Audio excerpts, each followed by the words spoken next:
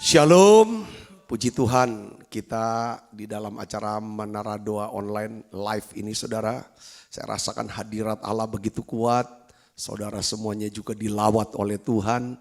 Ketika ada hadirat Allah pasti yang di sini ada apa? Kelegaan. Ya, di mana ada intimacy, di situ akan ada rest, lega, tenang, tentrem, damai. Disitulah kuasa Allah akan bekerja. Mengubah sifat kita, hati kita, dan kuasa untuk melakukan mujizat. Hal-hal yang ajaib akan terjadi dalam hidup kita.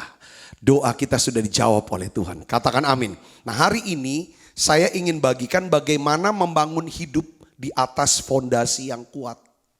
Membangun hidup di atas fondasi yang kuat. Ya saudaraku, kita akan baca Alkitab kita dari Maleakhi 3. Maleakhi 3 ayat 18. Saudara, ini ayat firman Tuhan. Ya, kita akan baca sama-sama.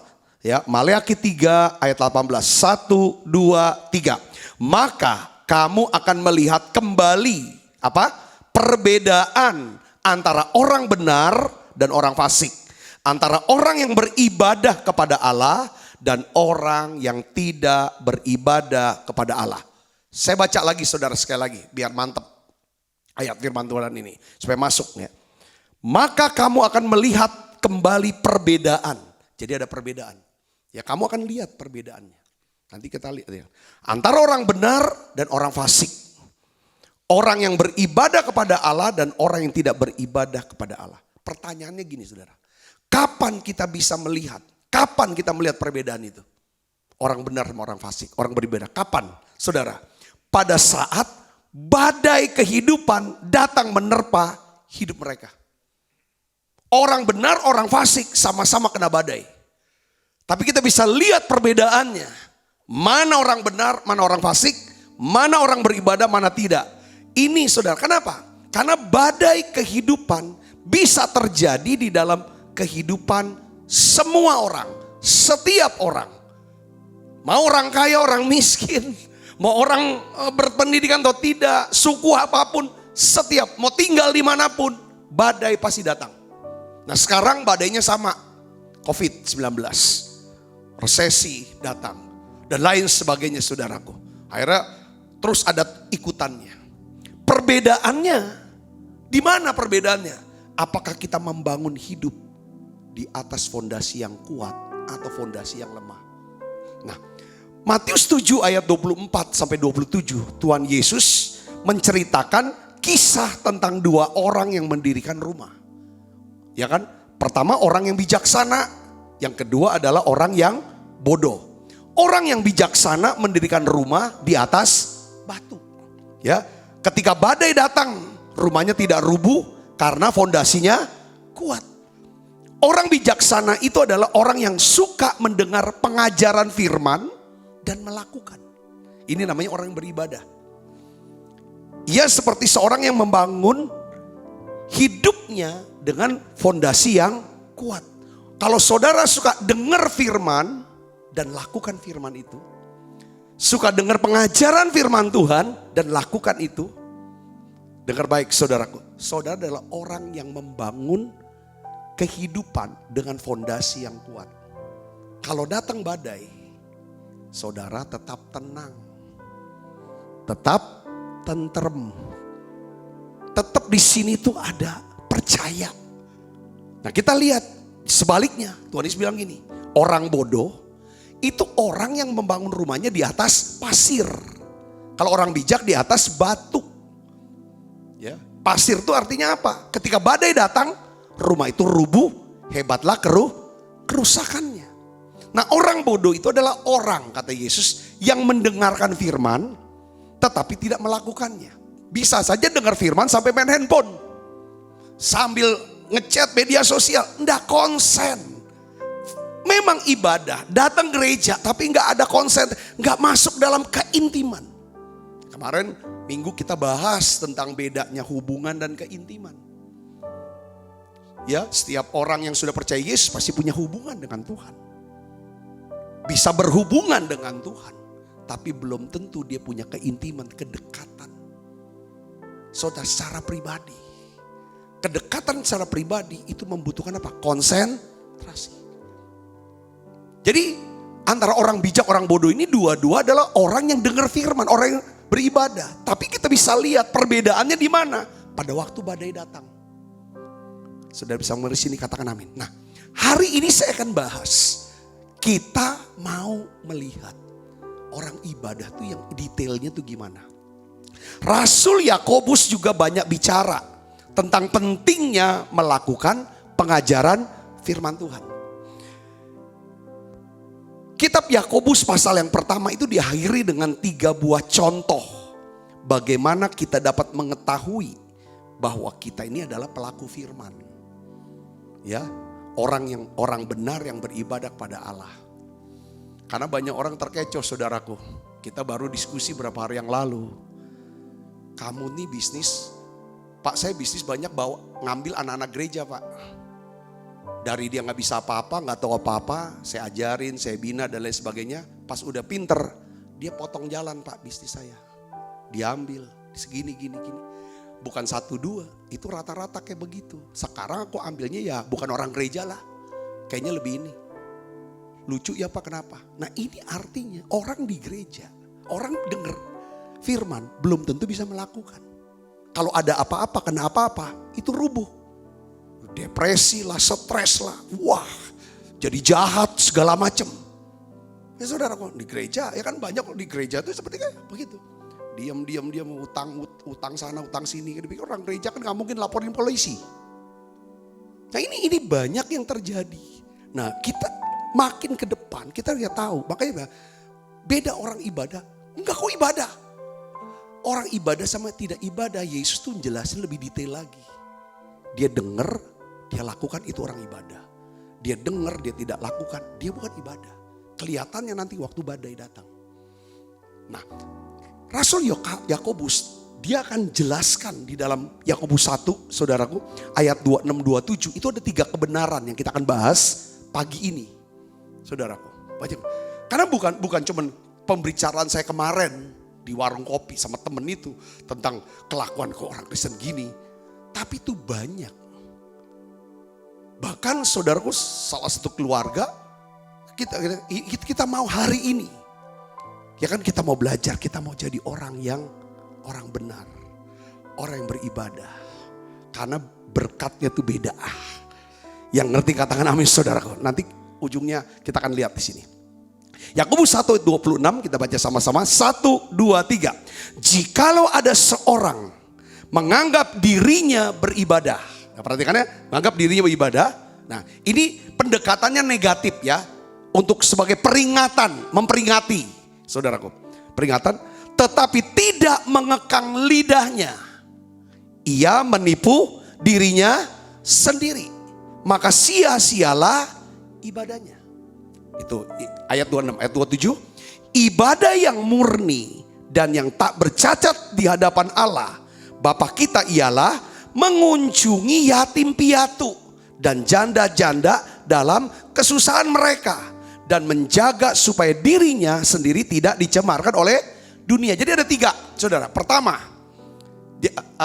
Rasul Yakobus katakan gini, orang yang beribadah, ya kan? Siapa orang yang beribadah? Kita akan dikenal sebagai pelaku firman. Seorang yang beribadah hanya apabila kita bisa apa?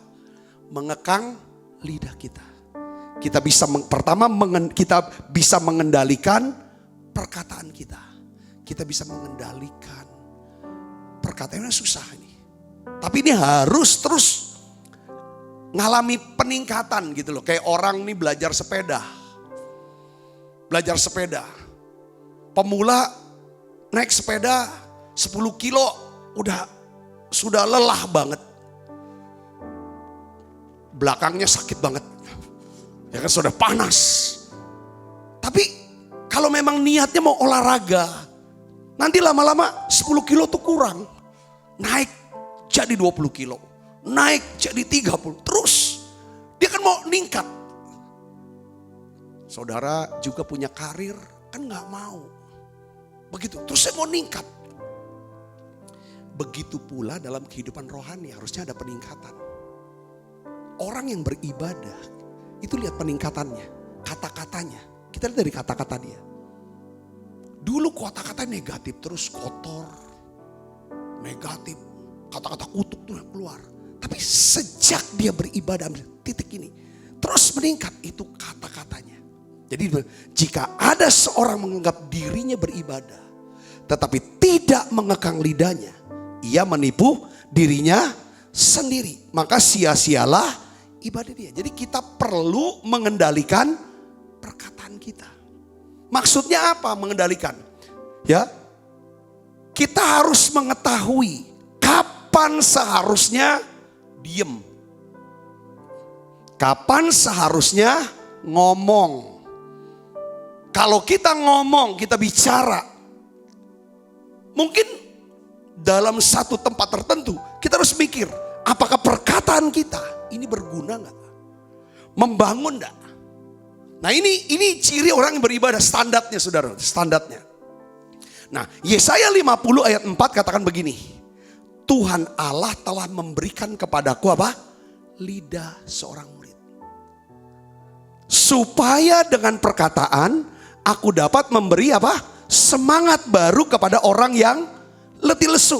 Setiap pagi ia mempertajam pendengaranku untuk mendengar seperti seorang murid. Perhatikan sini. Orang yang beribadah kalau nggak ada saat teduh, nggak suka mendengar pengajaran firman Tuhan, maka yang masuk nggak ada, yang keluar juga kosong. Tapi kalau orang yang beribadah, semakin dia banyak dengar tiap pagi dengar dari Tuhan, maka lalu dia doakan dan ambil komitmen sepanjang hari ini. Aku akan memberikan semangat yang baru. Coba saudara pikirkan gini. Coba pikirkan gini. Sepatah kata yang kita ucapkan. Satu kata aja. Yang kita ucapkan kepada orang yang letih lesu. Maksudnya siap menyerah. Berputus asa. Mau bunuh diri. Mungkin kata kita ucapkan satu kata. Tepat pada waktunya. Tepat ketika mereka membutuhkannya. Maka perkataan itu akan mengubah jalan hidup daripada seseorang. Ngerti gak saudara? Katakan amin. Katakan amin. Jadi ini yang harus kita benar. Jadi perkataan yang tepat. Perkataan yang diucapkan tepat pada waktunya. Itu dapat memutar balik seluruh kehidupan mereka. Menjaga mereka tidak mundur atau menyerah. Mendorong mereka terus maju. Kalau kita saling mengucapkan perkataan yang tepat pada waktunya akan mencegah kita dalam keadaan apa? Letih lesu. Ini penting. Jadi orang yang beribadah dia bisa kendalikan kata-katanya. Kapan mesti diem? Kapan harus ngomong? Katakan amin saudara. Kalau ngomong ukurannya berguna nggak? Ya, apakah berguna? Apakah membangun? Katakan amin saudaraku. Ya. Nah, kata-kata apa yang penuh kuasa? Kan Efesus pasal 6 ayat 16 sampai 17. Ini dia jelaskan begini. Saudaraku, dalam segala keadaan pergunakanlah perisai iman. Perisai iman. Sebab dengan perisai itu kamu akan dapat memadamkan semua panah api dari si jahat. Terimalah ketopong keselamatan dan apa? Pedang roh, yaitu firman Tuhan.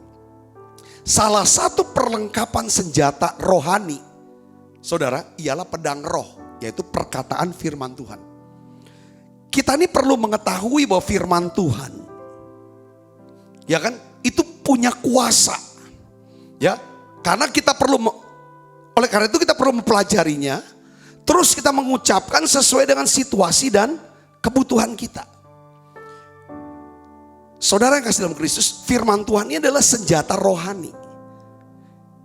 Ya, untuk kita pakai ketika musuh mulai menyerang pikiran kita. Iblis itu takut kepada firman Tuhan. Karena ia tahu ada kuasa di dalam perkataan firman Tuhan. Perkataan firman Tuhan yang keluar dari mulut orang percaya itu seperti pedang yang tajam, senjata yang mematikan buat musuh. Jadi gini, Kalau saudara lagi sedang stres, saudara sedang depresi mungkin, ketimbang terus ngomong kemana-mana, aku stres. Sebaiknya saudara ngomong sama diri sendiri. Pegang firman, saudara perkatakan firman.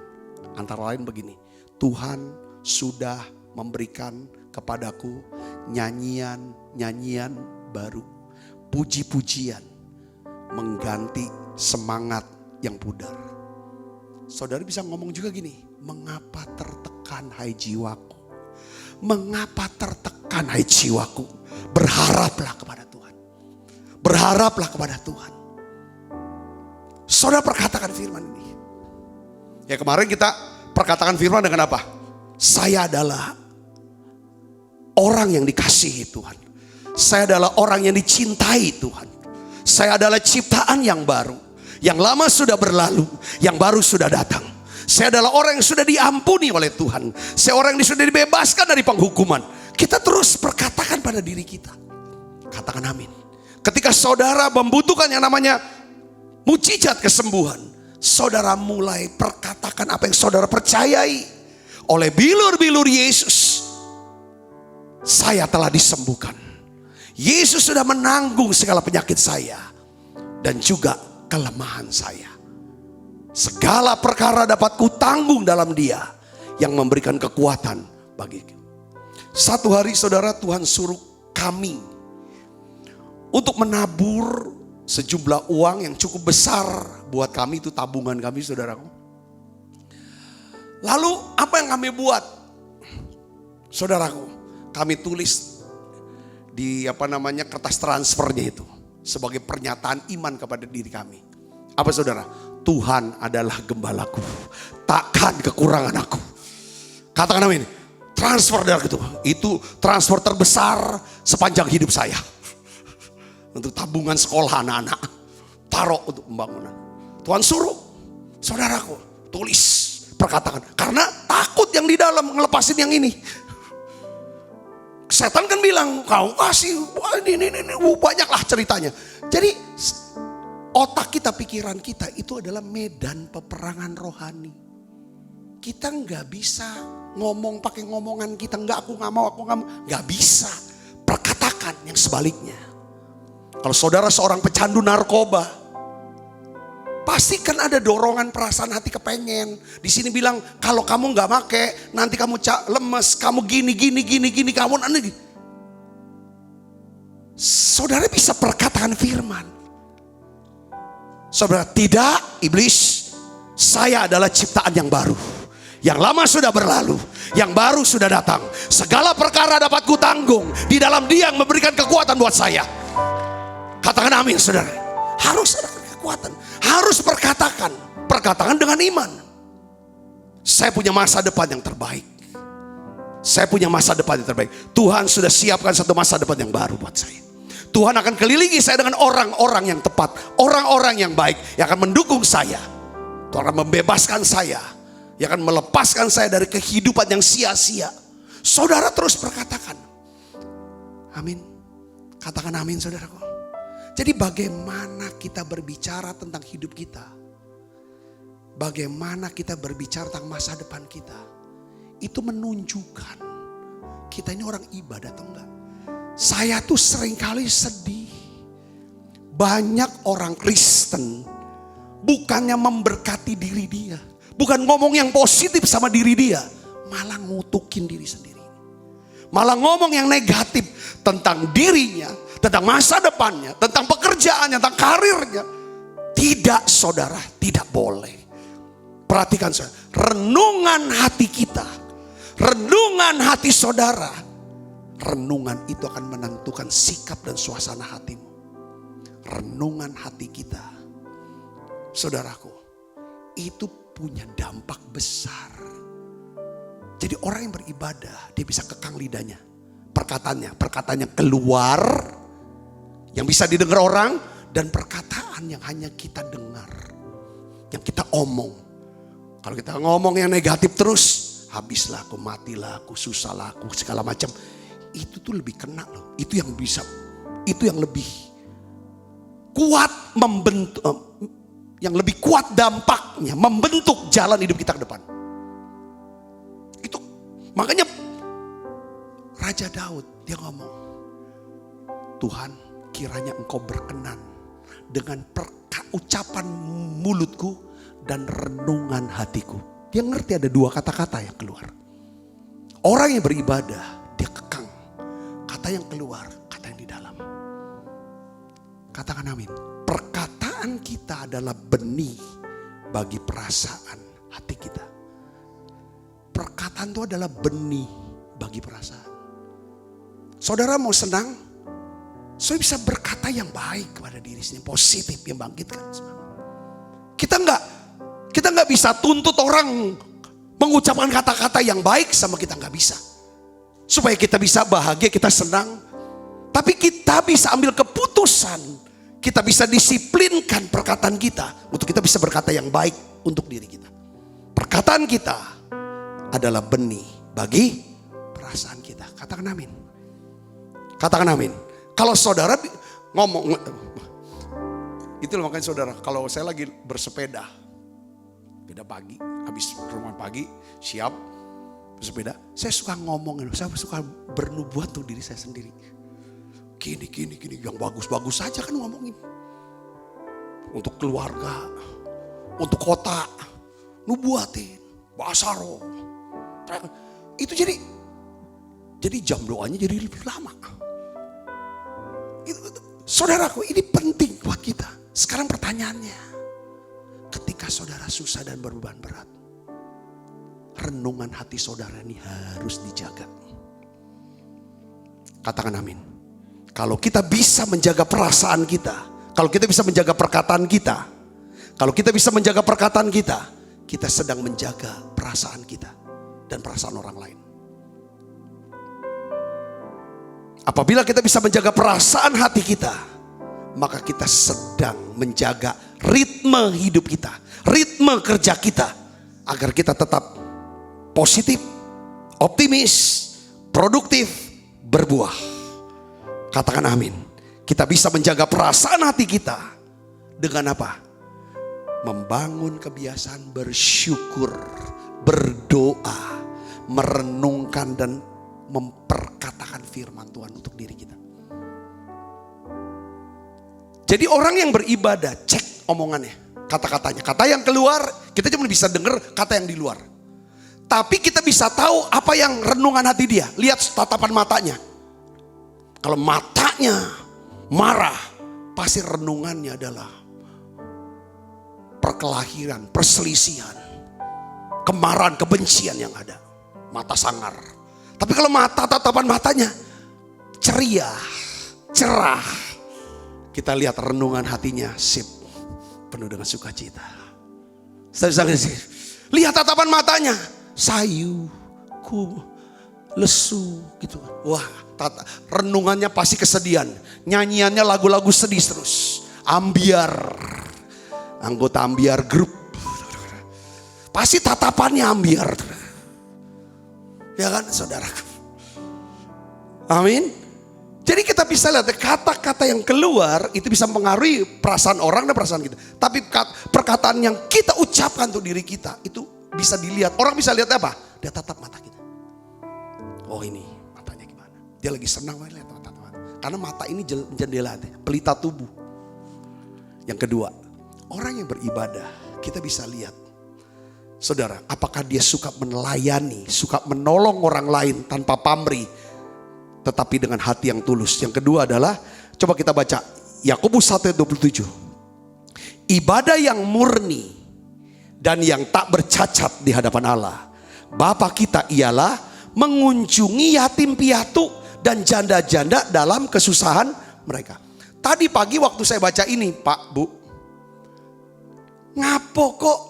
Wong Palembang bilang ngapo kok? Ibadah yang murni yang tidak bercacat mengunjungi yatim piatu dan janda-janda dalam kesusahan. Saudara pernah dengar nggak kata panti asuhan, panti jompo? Kenapa dua kelompok ini yang disebut di Alkitab? Ini melambangkan tentang siapa? Orang-orang lemah. Kalau kita berbuat baik sama mereka, mereka gak bisa balas kita. Gak bisa balas. Jadi orang yang beribadah, kalau dia berbuat baik, dia tulus, gak ada pamrih. Makanya kok kalau mau berbuat baik, cari tuh anak-anak yatim. Cari tuh janda-janda. Itu filosofinya aja, bukan harusnya kalau yang lain enggak. Ini filosofinya adalah kalau kita bisa berbuat baik sama janda-janda dan orang, anak-anak yatim, orang lemah yang gak bisa balas kebaikan kita. Kalau kita berbuat baik sama seseorang yang bisa membalas, pasti kita berbuatnya dengan tulus seperti Kibrat sana. Ngerti gak poinnya saudara di sini? Katakan amin. Ini yang orang beribadah. Jadi ada kelompok orang ibadah nih, kita mau melatih diri kan. Kalau kita berhubungan sama orang, kan ada orang yang kita udah bahas kemarin. Confident. Orang yang ada di sekitar kita, dia tidak memanfaatkan kita. Dia ada untuk menguatkan, membangun kita. Itu confident. Orang-orang yang loyal dan setia sama kita. Yang kedua namanya konstituen. Dia ada hanya untuk kepentingan dia. Hanya untuk keuntungan dia. Hanya untuk dapetin berkat buat dia. Dia gak ada urusan sama kita. Tapi ngomongnya, gayanya itu seperti confident. Seperti orang setia dan loyal. Dia loyal dan setia selama kita masih bisa memenuhi keinginan dia. Kalau ada orang lain yang bisa memenuhi dia lebih banyak, lebih cepat, dia akan lari. Kalau kita udah gak bisa lagi memenuhi kehendak dia akan lari. Itu namanya konstituen.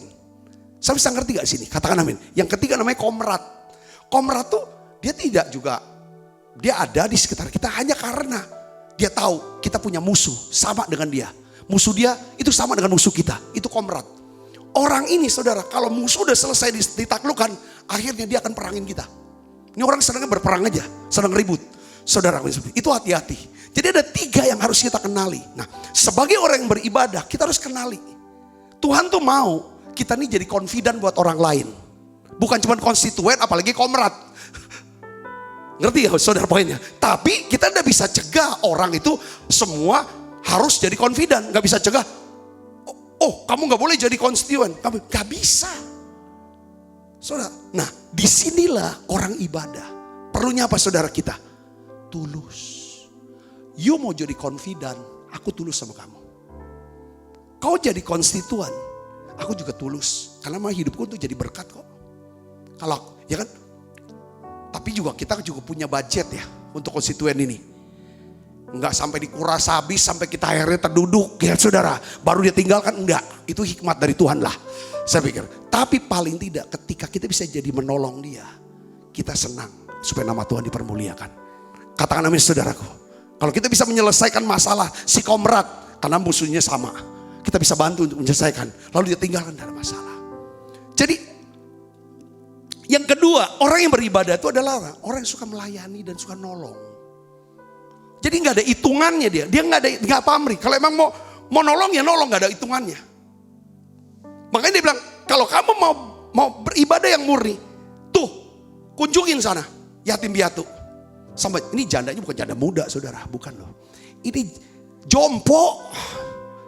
Makanya ada istilah panti jompo. Panti jompo itu untuk janda. Bukannya laki-laki. Laki-laki masih bisa kerja sampai tua juga. Tapi ada janda yang tidak punya suami, dia tidak membekali diri dengan kemampuan untuk cari nafkah. Selama ini dia aja ngurus keluarga. Suaminya sudah meninggal, gitu loh saudara. Nah ini yang dimaksudkan janda ini, bukan janda muda ya. Jangan salah.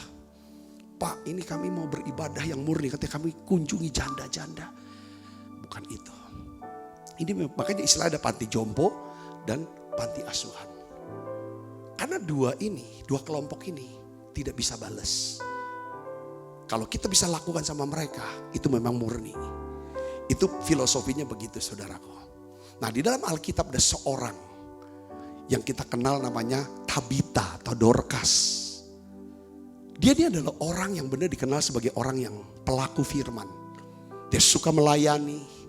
Dia suka memperhatikan janda-janda. Saudaraku, si Dorcas ini.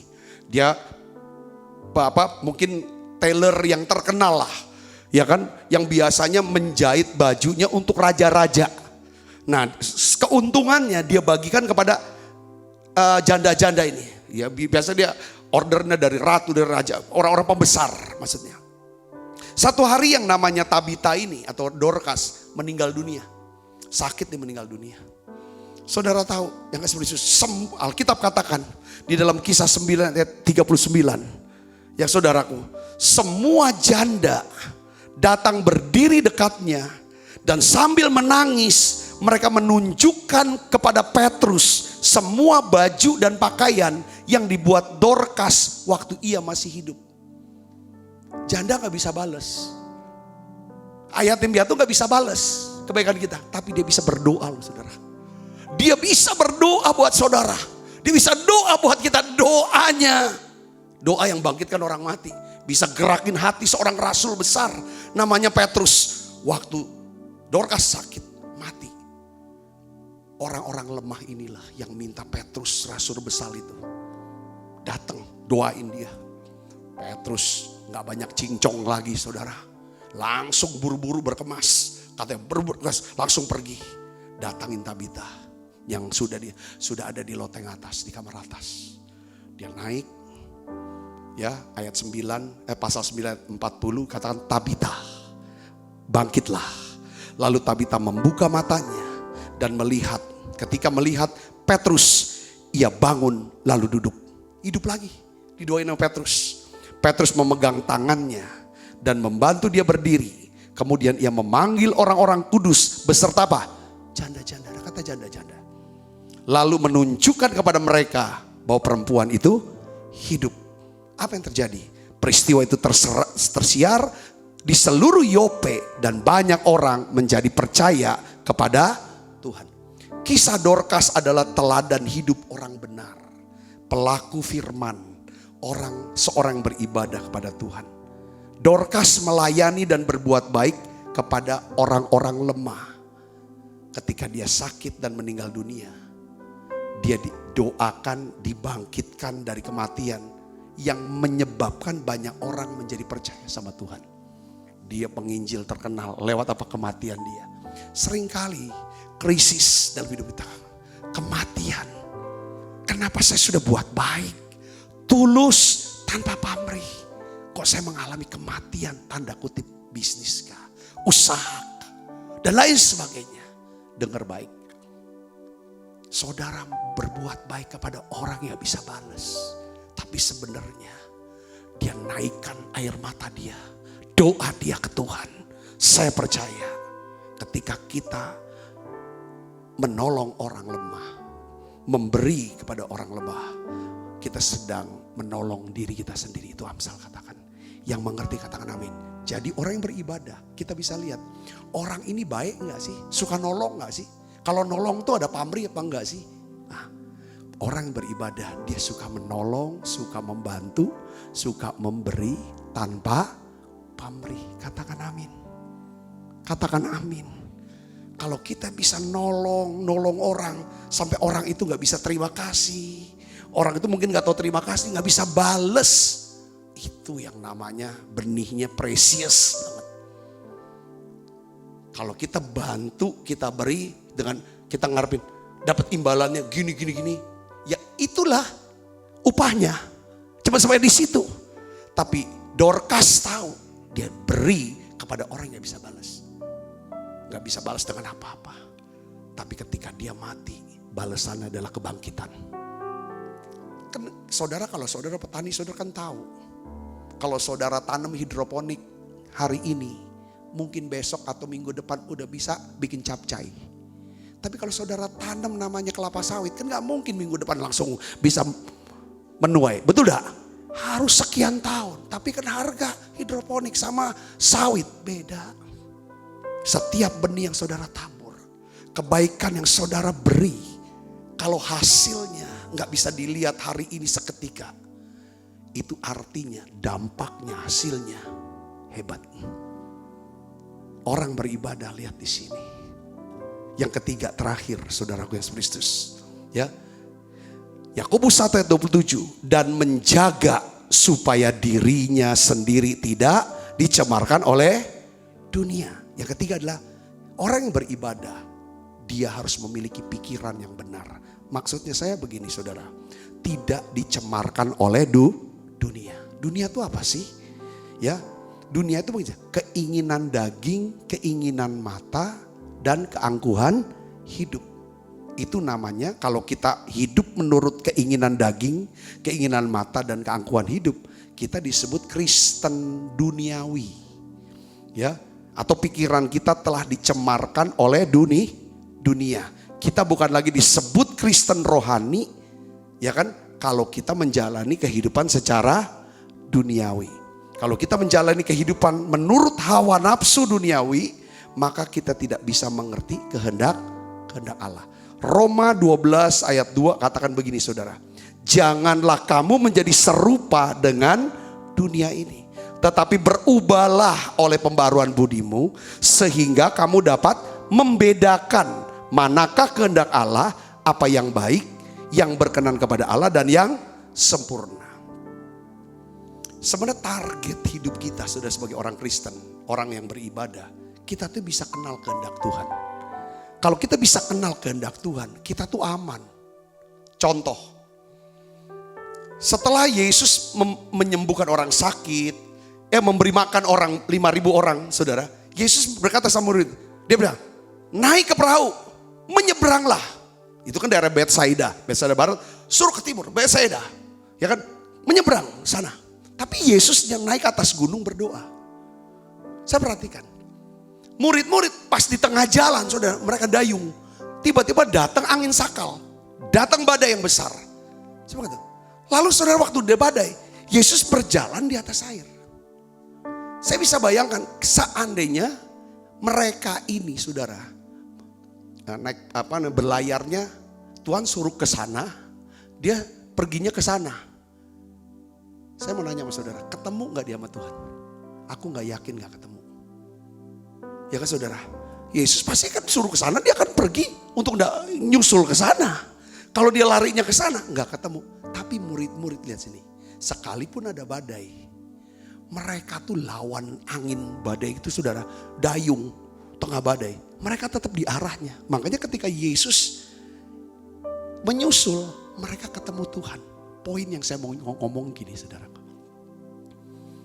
kalau kita hidup sesuai dengan kehendak Tuhan, Tuhan tuh mau kita tuh punya peran. Kayak saya kasih contoh saya aja deh.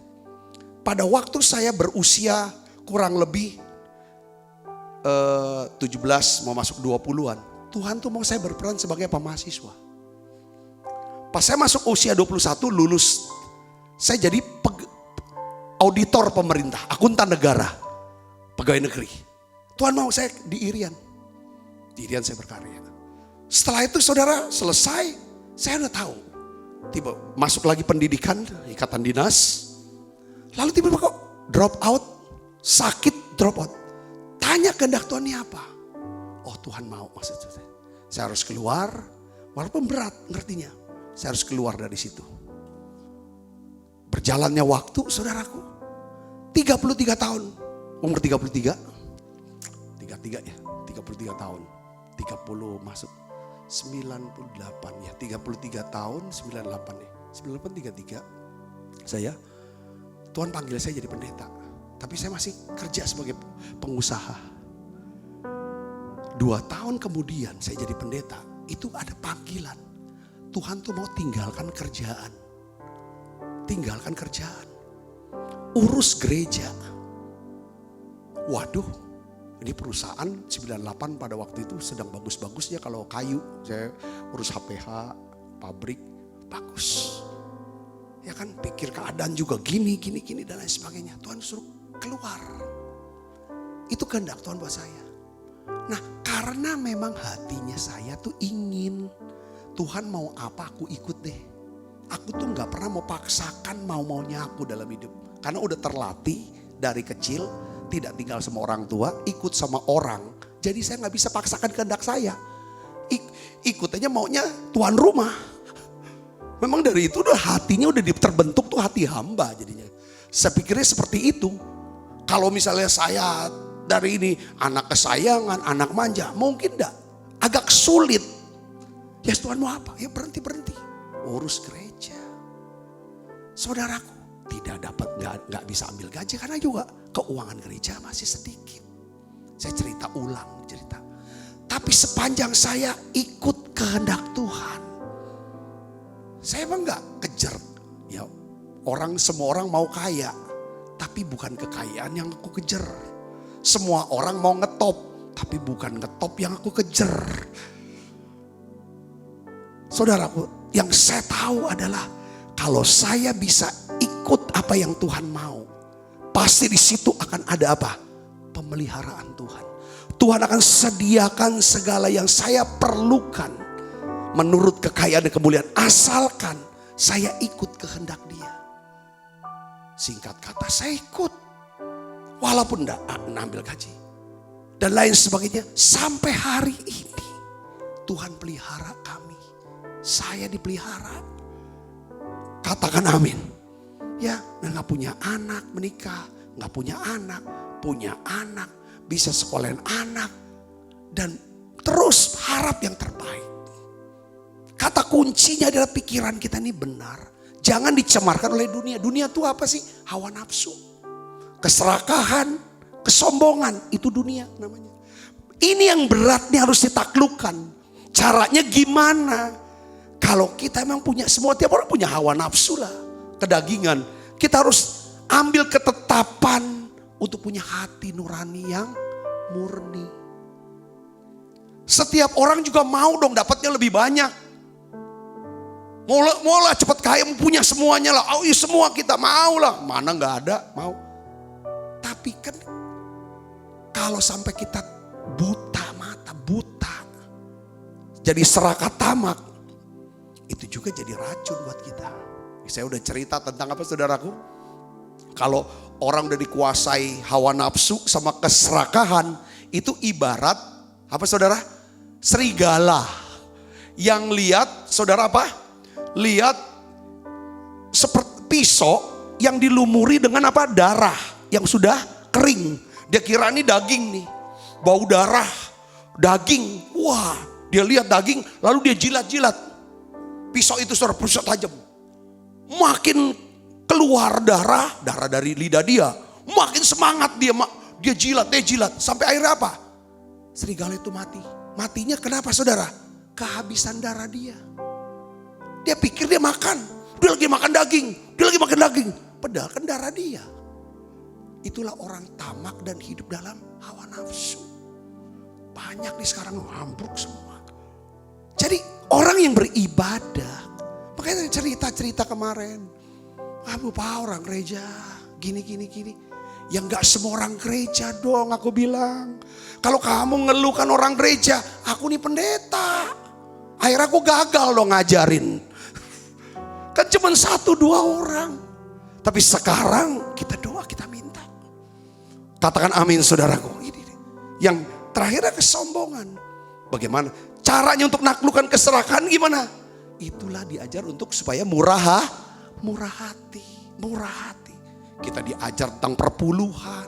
Diajar tentang membawa korban ucapan syukur. Kalau kita dapat berkat. Kita dijawab doa-doanya. Bawa persembahan ucapan syukur kepada Tuhan. Itu untuk melatih supaya pikirannya benar. Katakan amin. Yang kita ini kesombongan. Gak perlu doa lagi, gak perlu tanya Tuhan lagi. Akhirnya amblas, itu namanya kesombongan. Kita caranya naklukkan namanya kesombongan adalah apa saudara? Kita harus rendah hati. Rendahkan diri, kita doa banyak. 3 hal. Saudara. Apabila kita memiliki 3 hal ini, ya Rasul Yakobus mengatakan kita akan jadi pelaku firman, orang beribadah kepada Allah, Tuhan akan buat perbedaan. Pertama, kalau kita mau mengekang lidah. Kedua, suka melayani dan berbuat baik. Ketiga apa? Memiliki pikiran yang benar. Yohanes 3 ayat 13-17 katakan begini. Jikalau kamu tahu semua ini, maka berbahagialah kamu. Jika kamu melakukan, kan udah tahu nih semua, lakukan. Maka kamu akan berbahagia. Maksudnya gini, ya kan kita akan disebut orang yang berbahagia, orang yang diberkati oleh Tuhan. Kalau kita melakukan pengajaran firman Tuhan yang disampaikan oleh hamba Tuhan pada saat ini. Tuhan Yesus berkati. Yuk kita akan bangkit berdiri, kita akan berdoa.